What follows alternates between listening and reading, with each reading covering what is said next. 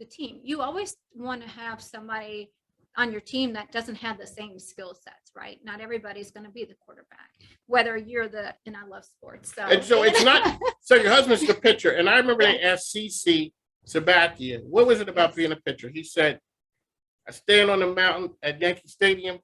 It don't start until I'm ready. Everything starts with me.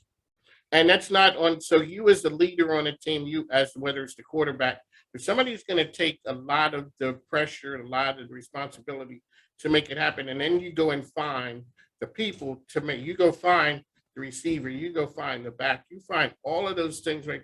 Mike King, what am I doing talking sports on ESPN? Yeah, I know, ESPN. It's like, all of a sudden, people are like, oh, you have a show on ESPN and you don't talk sports? Well, like, what do you talk about? Here I am talking to Carrie Roth. Okay, favorite sports team? Oh, baseball. Baseball, Yankees. Okay. Right. That's because my husband's a big Yankees fan. Okay. Oh, and they just swept the Sox. Okay, I'm from Philadelphia, so all right, so it's not the city of brotherly love. I went to a baseball game there, and all right, everybody has the horror story about. And Barry Bonds, he's going after his record. Those fans did not cheer for a single player on their team. Barry Bonds comes up, we boo, yes. And the Phillies won the game. I think I can't even remember. I was just like, there's no love in this city. It's the city of brotherly love. And at an Eagles Redskins game. Now that's at ugly. the Veterans Stadium. Yeah. Oh my God, I couldn't even think Washington in my head without risk of my life. Yes. Yes, we're petty like that. Yes, because we are working. But I love the passion of it. We're a working town. So my wife is from New York, so we say Philly, it's not a competition with New York. It's not. We're just trying to be better than Baltimore. Yeah. Because it's not that you don't have. Right now, that's not hard to do. Well, hey. Well, the Ravens are good. The Ravens are good, but we don't have the signature.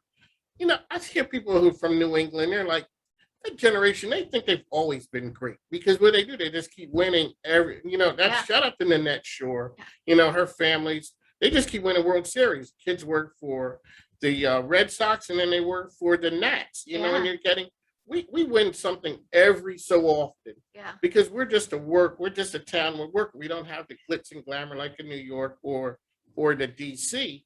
But when you look at Washington football, it's like, okay, they won some Super Bowls. You get that. All right, basketball. Well, really, Michigan. My go to basketball is really college for me. Okay. So. Now, all right. But you didn't let me talk about my favorite player. Okay, who's your favorite player? Ooh, and this is controversial. Tom Brady. See? Hey, you know what? I'm from Philly.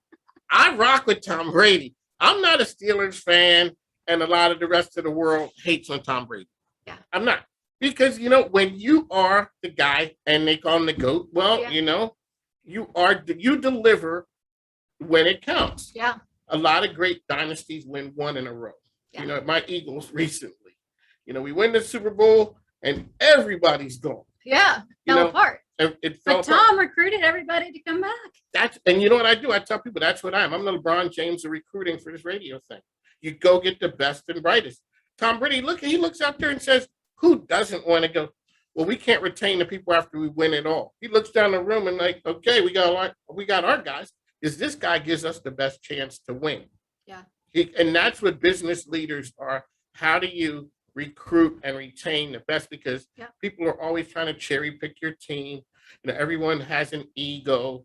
Everyone wants to go and be the big dog. But you know what? So here you are as the leader, massaging egos and finding people to come to you. So